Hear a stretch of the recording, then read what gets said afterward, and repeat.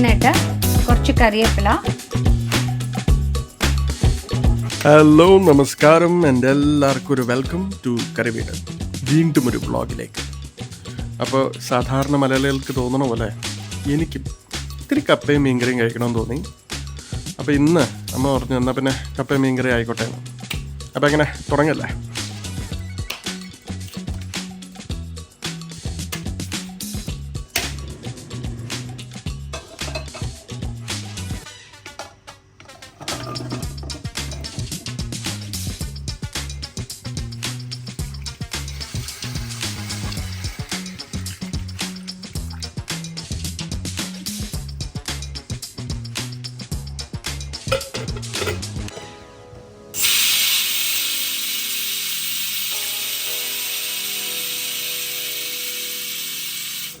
കപ്പയും മീൻകറിയുടെ ഇൻഗ്രീഡിയൻസ് എല്ലാം ഞാൻ ഡിസ്ക്രിപ്ഷനിൽ കൊടുത്തിട്ടുണ്ട്. ഒന്ന് അവിടെ ചെന്ന് നോക്കിയാൽ മതി. അപ്പോൾ നമ്മൾ പാൻ വെച്ചു. പാൻ ചൂടായി. ഇനി ഞാൻ വെളിച്ചെണ്ണയാണ് ഒഴിക്കുന്നത്.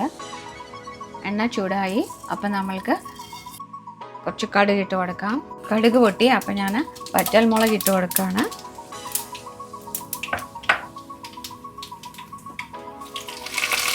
കറിവേപ്പില. എന്നിട്ട് നമ്മൾ വേവിച്ച് വെച്ചിരിക്കുന്ന കപ്പ ഇട്ട് കൊടുക്കുകയാണ്. എന്നിട്ട് നമുക്ക് മിക്സ് ചെയ്ത് കൊടുക്കാം. എന്നിട്ട് ഞാനിവിടെ കുറച്ച് മഞ്ഞൾപ്പൊടി ഇട്ട് കൊടുക്കുകയാണ്. വേണമെങ്കിൽ വേവിക്കുന്ന വെള്ളത്തിൽ മഞ്ഞൾപ്പൊടി ഇടാം. ഞാൻ ഇട്ടിട്ടില്ല. ഞാൻ ഇപ്പോഴാണ് ഇട്ട് കൊടുക്കുന്നത്. കുറച്ച് ഉപ്പും കുറവായിട്ട് തോന്നി. അപ്പോൾ ഞാൻ കുറച്ച് ഉപ്പ് ചേർക്കുകയാണ്. കുറച്ച് മുളക് പൊടിയും. ഇത് ഓപ്ഷനിലാണ്, വേണമെങ്കിൽ ചേർക്കാം.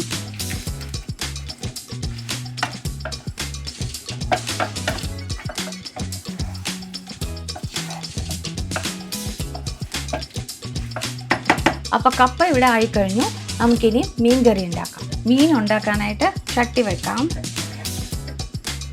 അപ്പോൾ ചട്ടി ഇവിടെ ചൂടായി. അപ്പോൾ ഞാൻ കുറച്ച് വെളിച്ചെണ്ണ ഒഴിച്ചു കൊടുക്കുകയാണ്. എണ്ണ ഇവിടെ ചൂടായി. അപ്പോൾ ഞാൻ കുറച്ച് ഉലുവ ഇട്ട് കൊടുക്കുകയാണ്.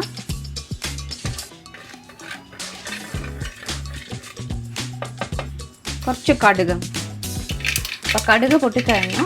ഉലുവയും ബ്രൗൺ ആയി കഴിഞ്ഞു. അപ്പോൾ ഞാൻ കുറച്ച് വെളുത്തുള്ളി ഇട്ട് കൊടുക്കുകയാണ്. അരിഞ്ഞ് വെച്ചിരിക്കുന്ന വെളുത്തുള്ളി. പിന്നെ കുറച്ച് ഇഞ്ചിയും. ഇവിടെ വെളുത്തുള്ളിയും ഇഞ്ചിയും കുറച്ച് വഴണ്ടിട്ടുണ്ട്. അപ്പം നമുക്ക് സവാള ഇട്ട് കൊടുക്കാം. ഞാനിവിടെ ഒരു മീഡിയം സൈസ് സവാളയാണ് ചെറുതായിട്ട് അരിഞ്ഞെടുത്തിരിക്കുന്നത്. ചെറിയ ഉള്ളി ഉണ്ടെങ്കിൽ അതാണ് ഏറ്റവും നല്ലത്. അപ്പോൾ നമ്മുടെ ഉള്ളി ഇവിടെ കുറച്ച് വഴണ്ട് വന്നിട്ടുണ്ട്. കൂടുതൽ അങ്ങനെ മൊരിഞ്ഞ് വരണ്ട. കുറച്ച് വഴണ്ടാൽ മതി. ഗോൾഡൻ ബ്രൗൺ അത്ര ആവണ്ട. കുറച്ചായാൽ മതി. അപ്പോഴത്തേക്ക് ഞാനിവിടെ അരിഞ്ഞ് വെച്ചിരിക്കുന്ന പച്ചമുളക് ഇട്ട് കൊടുക്കുകയാണ്. ഒപ്പം കുറച്ച് കറിവേപ്പിലയും. 2 മിനിറ്റ് നമുക്കൊന്ന് ഇളക്കി കൊടുക്കാം. 2 മിനിറ്റ് കഴിഞ്ഞ് നമുക്കിനി മസാല ചേർക്കാം. 1/2 ടീസ്പൂൺ മഞ്ഞൾപ്പൊടി, ഒരു 1.5 ടേബിൾ സ്പൂൺ മുളക് പൊടി. ഇവിടെ ലോ ഫ്ലെയിമിലിട്ടിട്ട് നമുക്കിതൊന്ന് വഴട്ടിയെടുക്കണം. ഇനി ഞാൻ 2 കുടംപുളി ഇവിടെ എടുത്തിട്ടുണ്ട്. അത് നന്നായി കഴുകി ചെറിയ ചൂടുവെള്ളത്തിലിട്ട് വെച്ചിട്ടുണ്ടായിരുന്നു. അതാണ് ഞാനിവിടെ ഒഴിക്കാൻ പോകുന്നത്.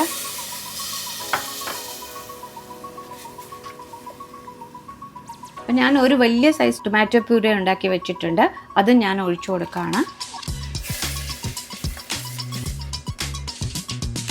ഒരു 2-3 മിനിറ്റോളം ഞാനിത് വഴട്ടിയെടുത്തു. ഗ്രേവിക്ക് എത്ര വേണമോ അതനുസരിച്ച് കുറച്ച് വെള്ളം നമുക്ക് ചേർത്ത് കൊടുക്കാം. എന്നിട്ട് നമുക്കിനിപ്പോൾ ഫ്ലെയിം കൂട്ടി വെക്കാം.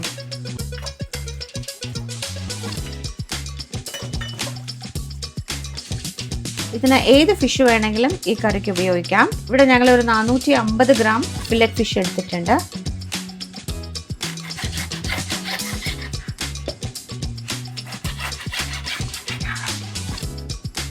ഞാൻ കുറച്ച് ഉപ്പിട്ട് കൊടുക്കുകയാണ്.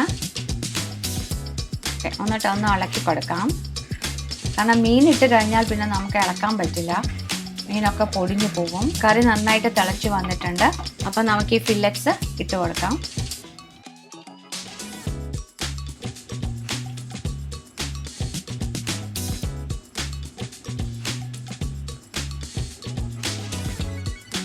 നമുക്ക് ജസ്റ്റ് ചെറുതായിട്ടൊന്ന് ഇളക്കി കൊടുക്കാം.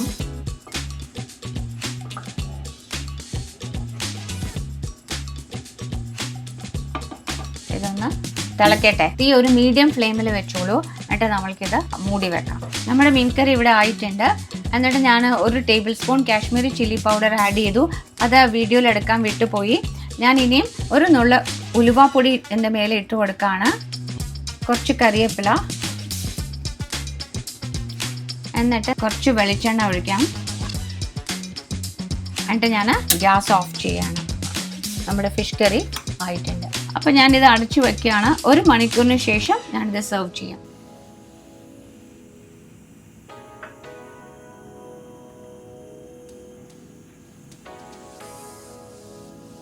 അപ്പോൾ നമ്മുടെ കപ്പയും മീൻകറിയും ആയിട്ടുണ്ട്.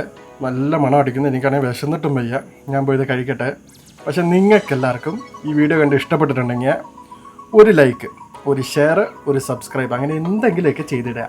അപ്പോൾ ഞങ്ങൾ പിന്നെയും വീഡിയോസ് ഇതേപോലെ ഇട്ടുകൊണ്ടിരിക്കും. അപ്പോൾ അടുത്ത പ്രാവശ്യം കാണുന്നവരെ, ദിസ് ഇസ് കറിവീട് സൈനിങ് ഔട്ട്.